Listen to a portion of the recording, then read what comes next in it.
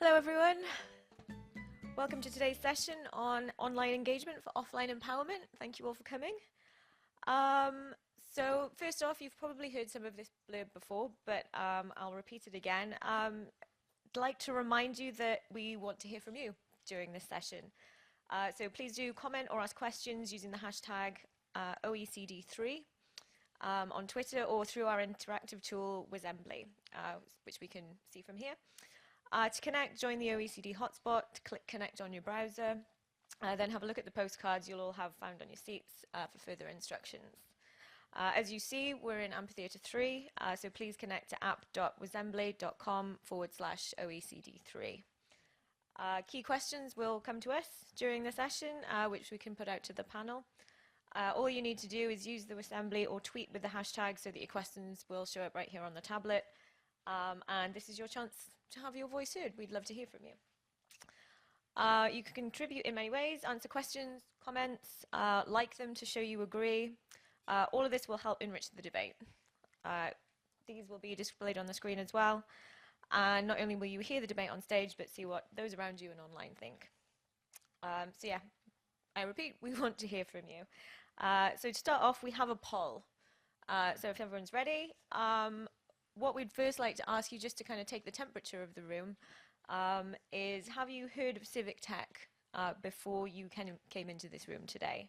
So yes, no, or I saw something about it on the OECD forum website. So if you could let us know now, we'd really appreciate it. And we'll come back to the results in just a minute after I have introduced our speakers. So really great lineup today. I'm Rebecca, I'm head of research at My Society. I'm just going to be moderating here, so luckily I don't have to answer the hard questions, I just get to ask them. These lucky three here get to answer all the hard questions. So we have Member of Parliament, Eva Kaili. We're very, very lucky to have her here with us today. We have Jeff Mulgan, who is Chief Executive of Nesta in the UK. And we have Virgile Deville, who some of you may have just seen in the Civic Tech Hub speaking. He is the co-founder of Open Source Politics. So I think what we will do now, again, we'll just give you slightly more time to get into that poll and let us know what you think. And while we're doing that, I'd maybe like to put the first questions out to our panel, just to kind of get to know everyone. It'd be great if you can give us a few minutes each on who you are and where you see yourself in the civic tech space. So Eva, if we could start with you. So, first of all, thank you for having me. I think it has been an excellent event here today with excellent speakers. Our panel discusses about how we can online basically approach more citizens and improve their lives offline. First, I would like to present myself in a way that I think would make it more easy to understand why I'm here. So I'm elected at the European Parliament from Greece.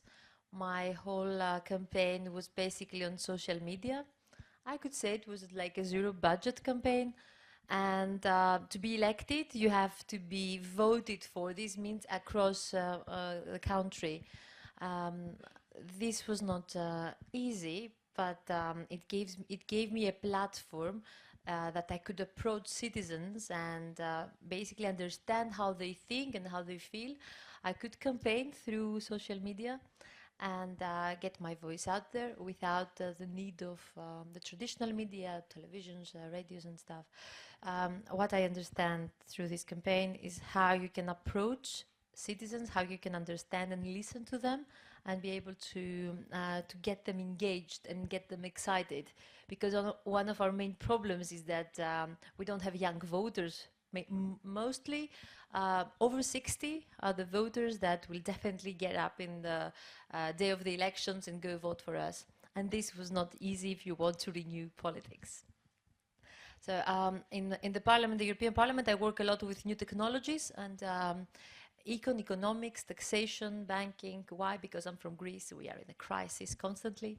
So I had to be involved, and they all want a Greek to explain to them what happened, and we are still in trouble. Thank you. Thank you, Eva, for being so candid.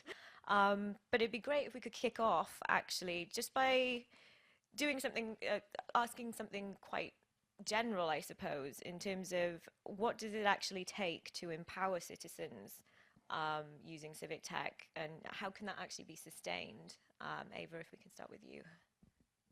Well, I think we're just at the beginning of doing that. So basically, it's a technology that would help, technology helping citizens to engage in politics and decisions. So we're not there yet. We're working in the European Parliament on the geo-blocking, the e-commerce report. It will be finished at the end of 2017. This actually means that you will not have the barriers between the member states of the European Union. I'm sorry. This will be the European Union, so whoever is there. So you saw a bit his organization is beyond borders, so he has a different way to approach this. It's a good, you have a good chance. You know, internet has no borders, basically. We try to remove any barriers now. So even if you leave, you can have a different alliance and coalition there. What we're trying to do is to make it easy to access any content, even from a different country. Sometimes you cannot access it. You should have the same offers, which means the same value that you can get it from Italy, you can get it also from Germany, because sometimes they have different they target the markets differently through the sites, which means you buy something, it's more expensive. If you book a hotel or a car, now you have the right to choose the lowest offer there, so you cannot be discriminated. This is a first step. Imagine, we still talk about barriers on the internet. Moving from that, I would say this would make it easier for European citizens to feel that they have a big market here and they can actually respond, they can actually work in Europe, they can actually have an e-store and be able to set up their own business in Europe. Some friends told me it's more easy to export in China than in Europe. We have 28 different taxation, legislation systems and mentalities, of course, and languages. So slowly, we try to remove these barriers to make a digital economy happen, to make it more easy. This means, of course, that we have to train citizens, we have to train kids to learn coding, for example, because if you don't have the digital skills, this can very easily have you excluded from this new world. So to move to a civic society through technology means that we have to educate citizens. We don't have so many. We have to have also free Wi-Fi. We have to give them access to internet. We have also another project, is Wi-Fi for Europe. We will have public spots that you can access free Wi-Fi, especially into places that it's not easy, it's not possible. We also try to give a lot of funding for infrastructure, because I remember some friends were telling me we have to stay in London because it's too expensive. If you go outside of London, the speed of the internet is not easy for an entrepreneur to set up his business that's dependent on the internet. So we have to build on these new technologies. And if I may say, what happened in 2008 with the crisis was basically the failure of the system to protect citizens, taxpayers across the world. And I think the response there was new technologies. And that's why I believe we can gain new trust by using civic technology. Open democracy, you say. I don't think people trust the governments more than the internet. I think they trust them less. I think citizens trust less the banks than actually online fintech and even blockchain. So I think there's an opportunity there to use this technology to get citizens actually engaged and make them trust the system again, if we embrace it. Thank you. Lots of interesting themes coming out there. Trust, structural needs. Jeff, what's... I think are managing to maintain pretty high levels of engagement, both online and offline, and are relatively reflecting the class and age mix of their cities, which again is quite unusual for digital democracy projects. And in a way, they're an answer to your question, but they probably prove you can't really program the answer. It has to be slightly organic to come out of what's the healthy tension between grassroots civil society campaigning and then the power of the state, which then tries to make things systematic. Well, let me try to understand the question. So how we can help this technology to be adopted by citizens? Well, I think citizens, as I said, lack trust. So if there are so many applications, health applications, I'll give you an example. But health application, to actually do what they're supposed to do, to provide, to take data and maybe try to get patterns and identify a disease before it even happens, or help you with improving your medication, it's not going to be useful unless citizens use it. And they just use one out of 100. Why? Because they don't know which one to trust. So what we're trying to do from my field, we try to find ways to authenticate or verify some applications that are actually valid, they have scientists that made them, and people can actually trust them. This is not easy because you have to allow innovation to happen, but at the same time you have to make sure that if something goes wrong, citizens can go back and claim what they lost: data, privacy, money, anything. So one of the main things is to have proper and smart legislation, and it has to be balanced. It has to protect citizens but not disrupt the disruption of innovation. That's what I'm trying to do, and many, I think, politicians that understand the new technologies, there are not so many. I have to tell you, if you ask politicians, do they know how to access social media? Just a few, usually it's their assistants, even the young ones. They come to me for sometimes, and I try to open them accounts on Twitter to follow our discussions. So it's not easy. And sometimes I have events on, as I said, blockchain. I think it's an amazing technology. And I ask how many of you have e-wallets, and they don't. It's like 3 out of 80, 100. Which is not a lot. This means we have, first of all, to have politicians that understand the technologies, to legislate properly. The good thing is that in the Commission we have DGs that work very fast, and they have this foresight of new technologies, and they give funding to startups and to scale up some companies and to create hubs of innovation. But I think we can do better than that, of course. We have also some pilot projects through our agencies. If you know EIT is an agency on innovation and internet technologies. They do coding lessons for girls for free, so they can actually be taught Python language, and then they can make their own site or blog or application. And this can attract more women in the field, because here you have an excellent gender balance, but that's not the case. Usually it's me, 2-3 other women, and then 100 men around. And they look at us, in a funny way, like, what are you doing here? Are you part of the discussion or not? So we have to change that. And I do believe that by helping these technologies to flourish, we can also have a generation balance. Because we had a discussion before that young people do not vote. They do not go to vote, even though their future depends sometimes on elections. At the Brexit, for example, the young generation didn't want this exit, but they didn't go to vote. Well, I think we have to improve the voting system. So open democracy could be an example. We have to test it in some maybe cities, or some decisions that are not critical, to see maybe there are flaws there, because this is a developing technology. But I think it's going to be more easy for to get young ones to vote through an application, and also the people that live abroad, they don't live in their country. We have a problem there. You have so many citizens that work in different countries, and they cannot afford to go back and vote, but they actually want to go back in a couple of years, or they study abroad and they want to have a saying into what is shaping their future.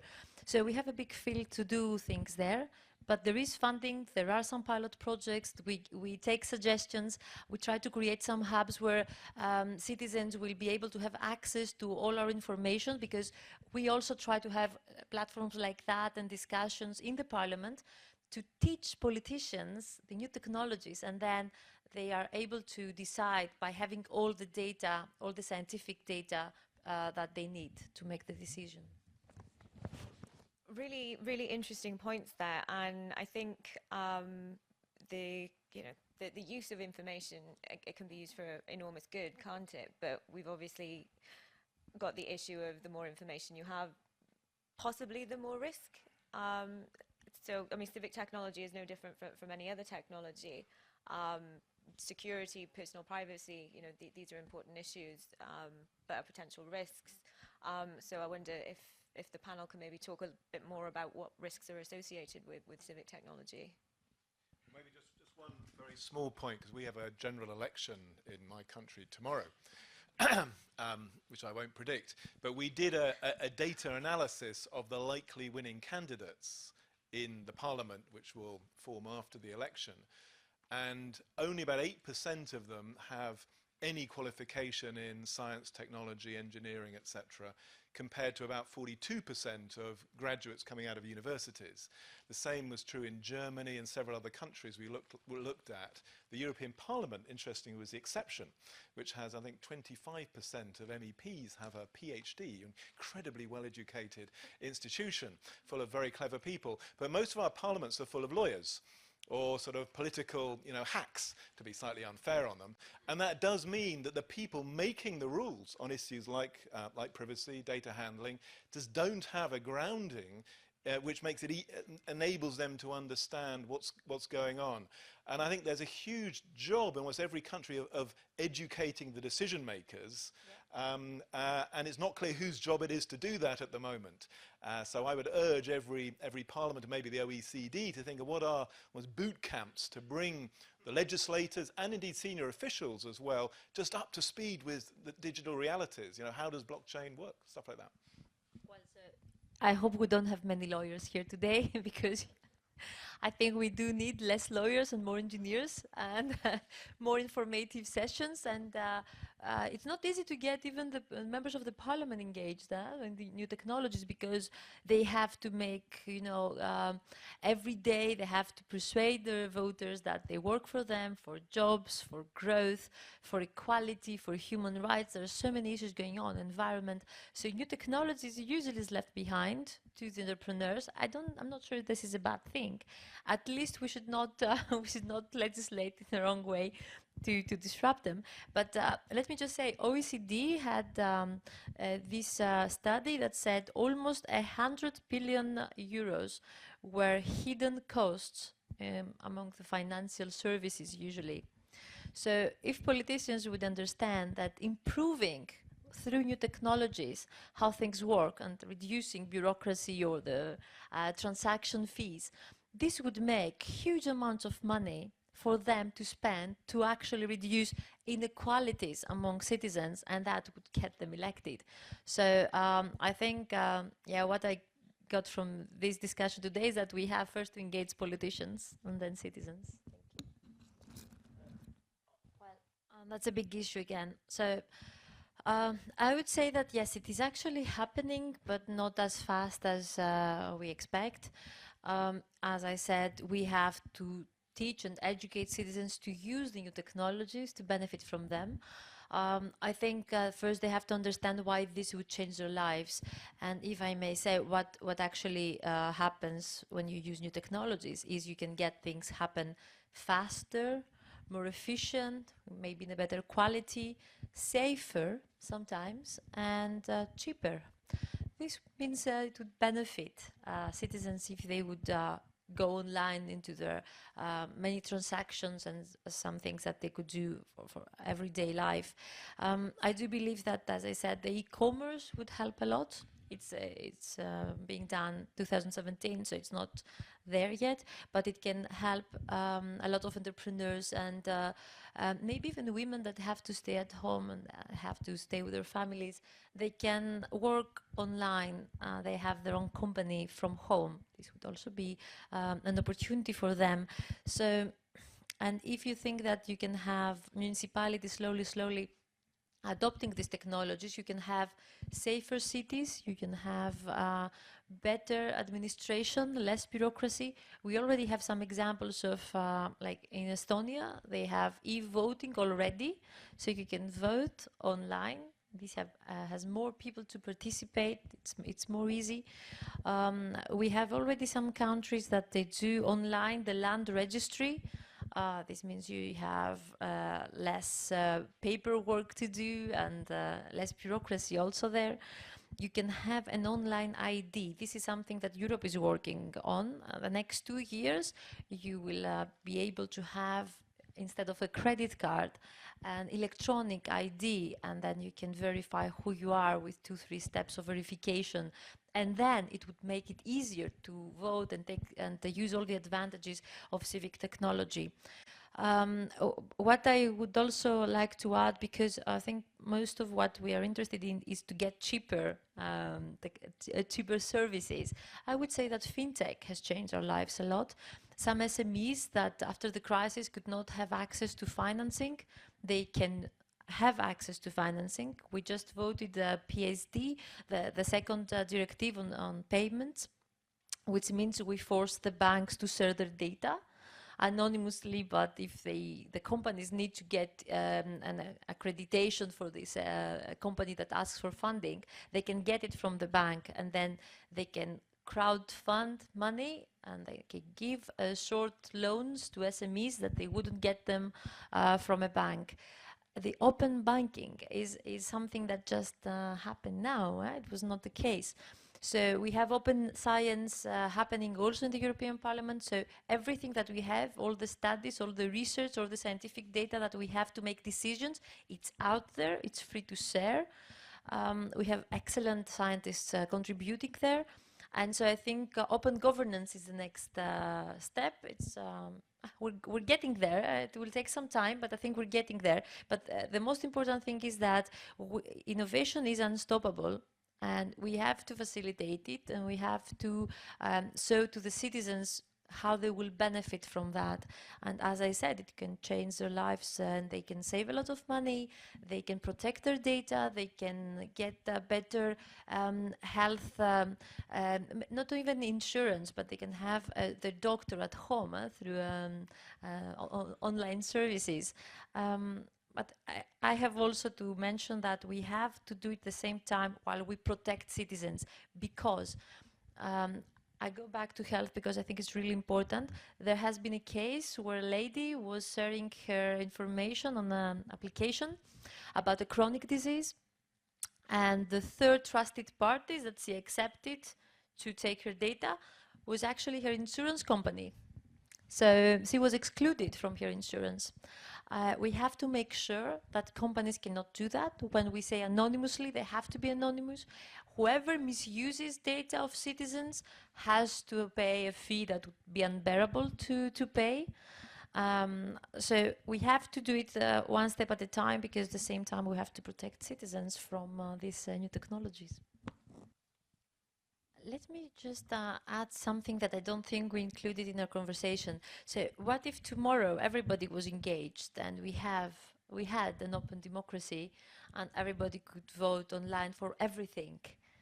Well, I think we could have big disasters there, because first you have to inform citizens, you have to educate them. Sometimes the gap between online and offline is huge, and you have to work to build the bridges there.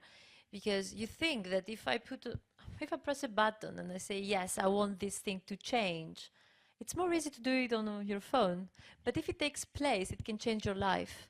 And I don't think everybody can understand that, or can understand that there are consequences for their decisions. So there was a presentation in the Parliament. We had an event on distributed ledger technologies and how we could use it for voting. And there was this liquid democracy application that you can vote and you can see online the results, and at the same time you can go back and change your decision if you don't like the result.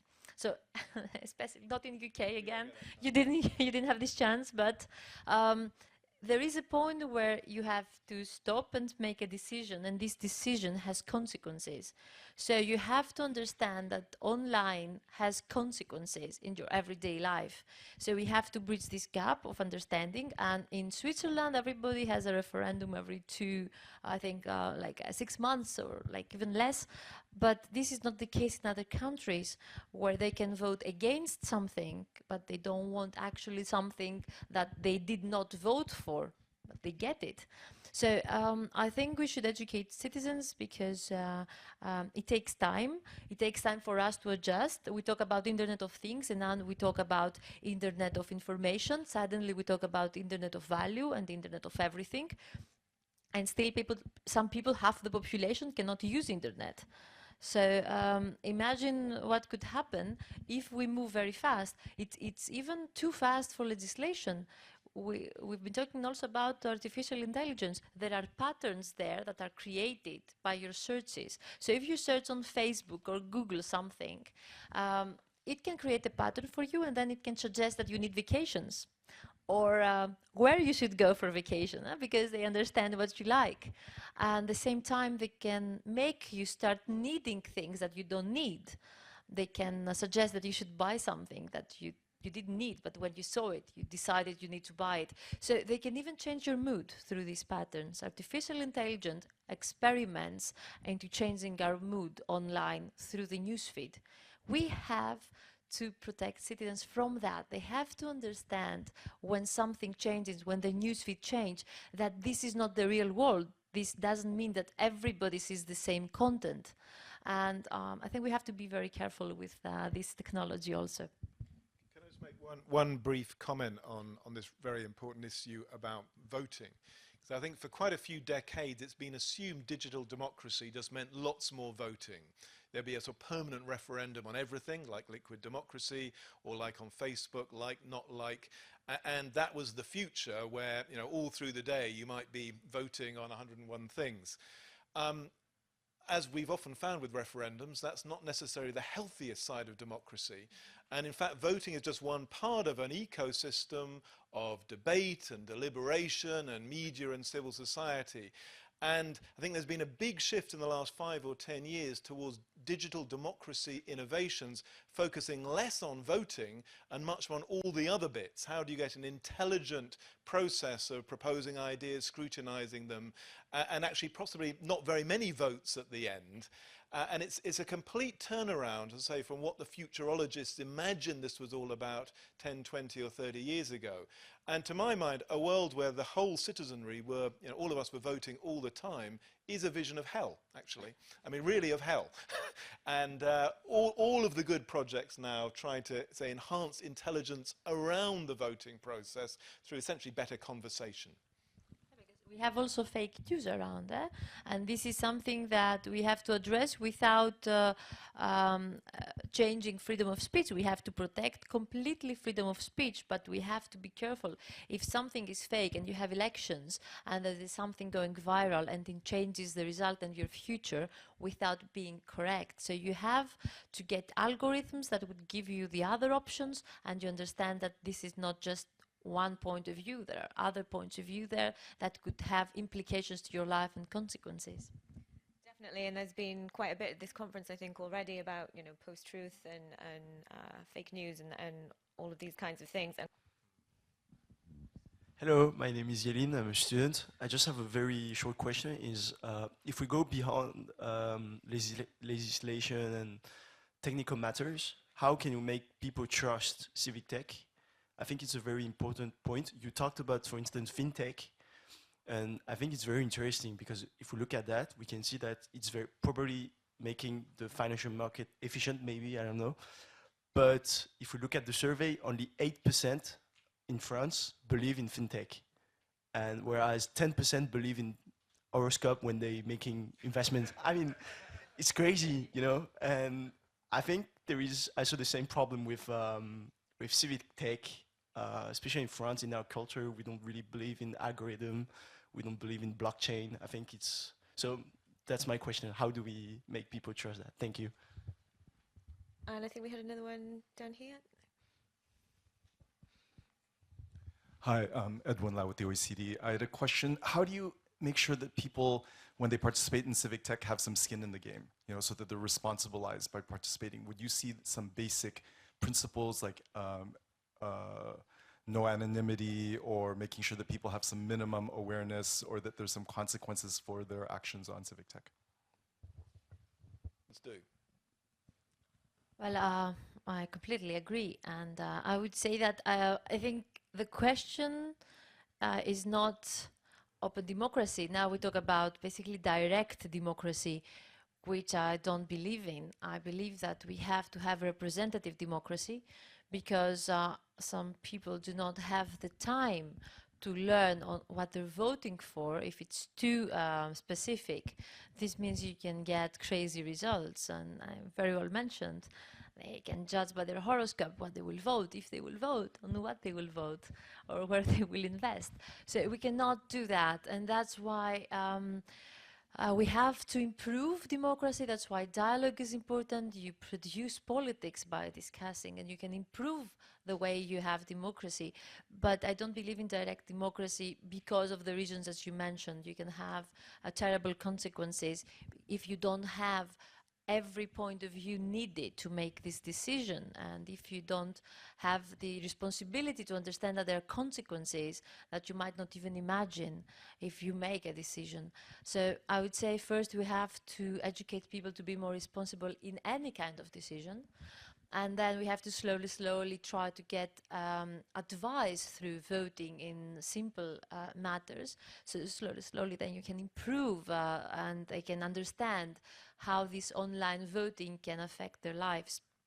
Because we talk about a digital world where you have no borders, you have different mentalities, different beliefs, different religions, different political systems, and online you cannot have that. Sometimes you have a platform where everybody can engage with everybody, and you have to have minimum rules there. You have to protect some decisions, some communities. You have to be able to teach citizens how to connect with each other.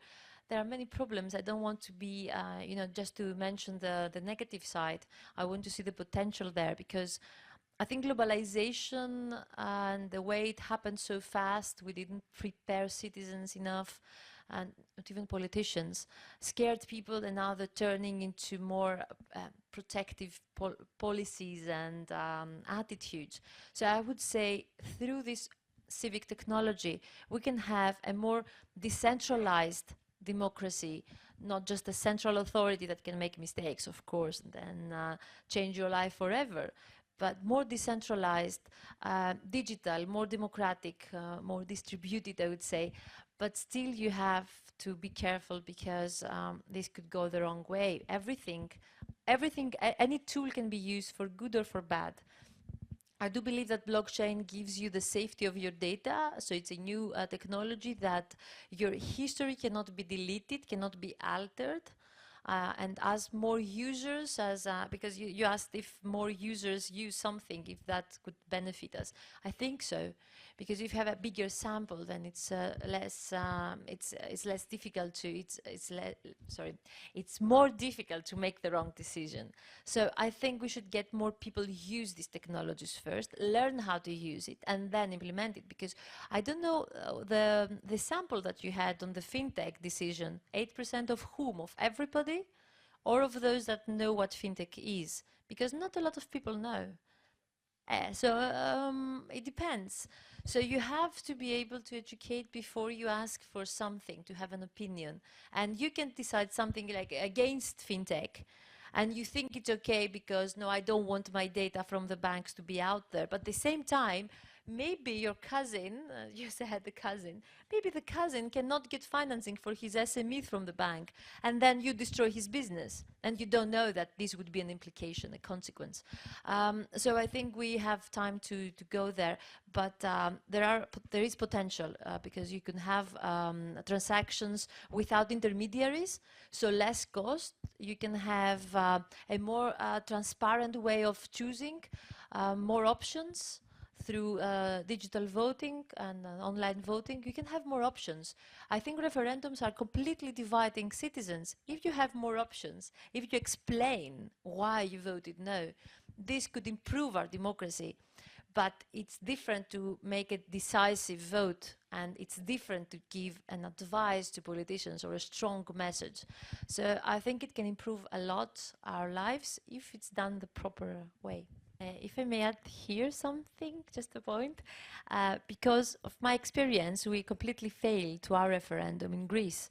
I don't know if you remember the case, but like 2 years ago, we had a referendum.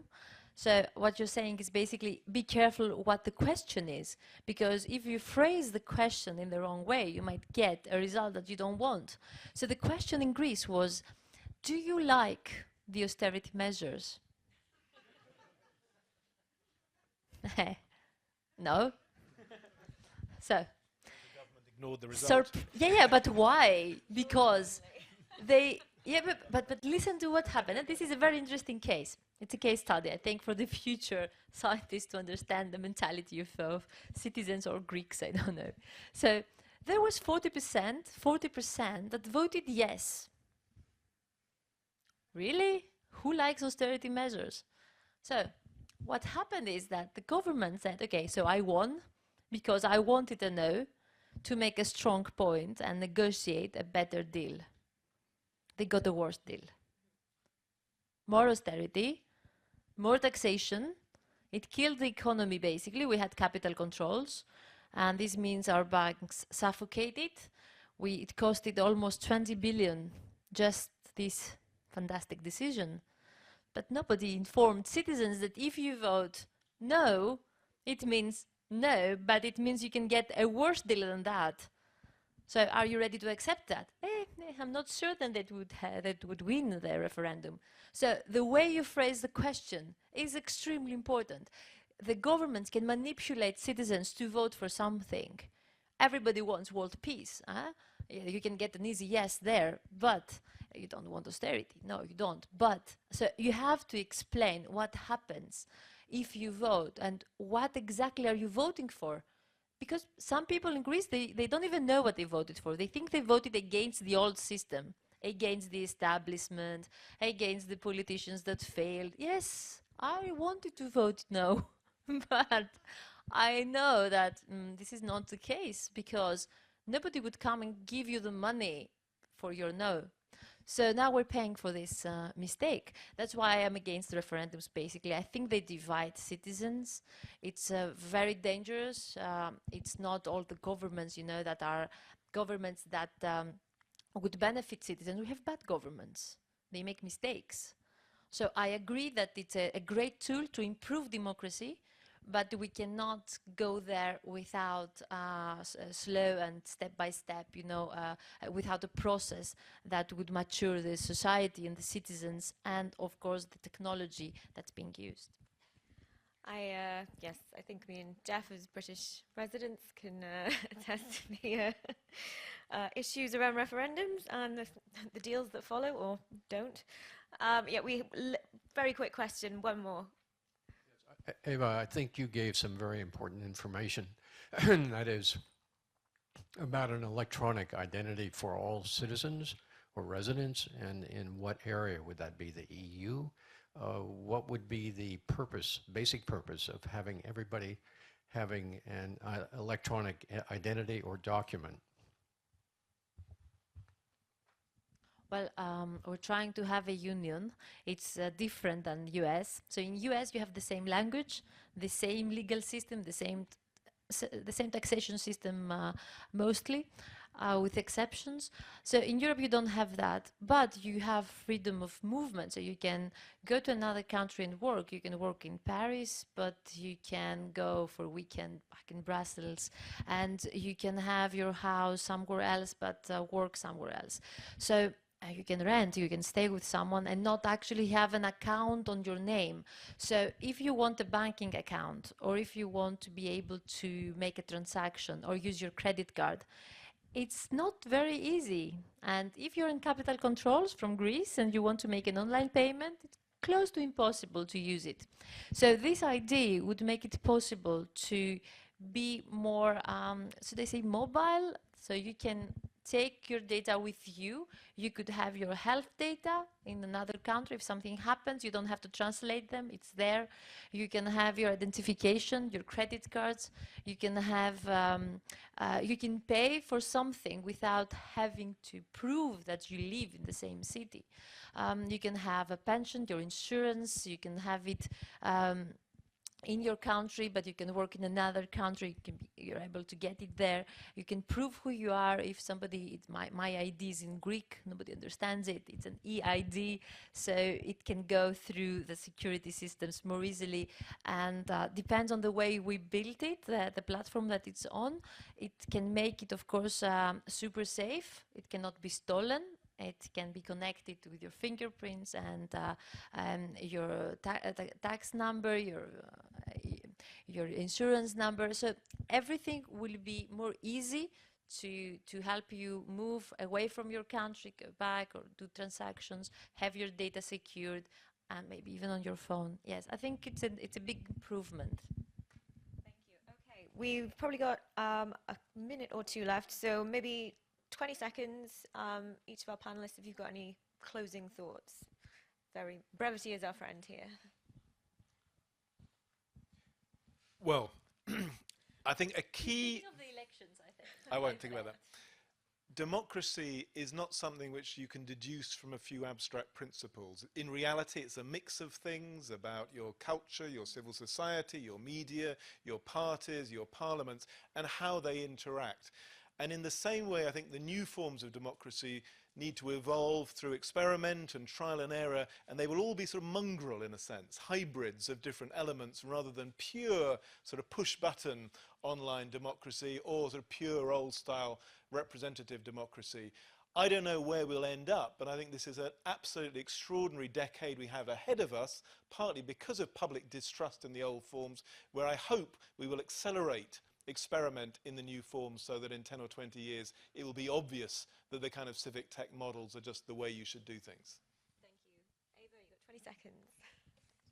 Okay, I will close with an example. We voted 2 months ago for the agreement with Canada, the trade agreement of EU. It's called CETA. When I voted for that, I had a huge reaction from Greece because they thought that we would destroy the production of feta. It was like the Greek cheese. And why? Because they didn't have all the information. Nobody read the agreement. But I had to make a choice, and I voted because this would remove the VAT, this would make it easier to export, and this would make everybody that produced this product in Canada should actually say that it's not Greek, it's made here. So it was a huge improvement. It was not perfect. So they were against me because it was not perfect, but it was an improvement. So you have to make decisions. It has consequences, and that's why I think the potential, it's huge. I can communicate what I did. I can explain it online.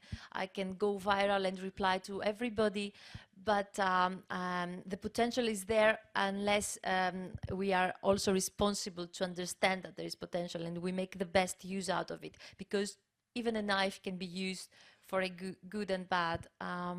The same with technology, the same with everything. We have to be able to use it in the best possible way to improve our lives, citizens' life, and take under consideration their needs. Thank you.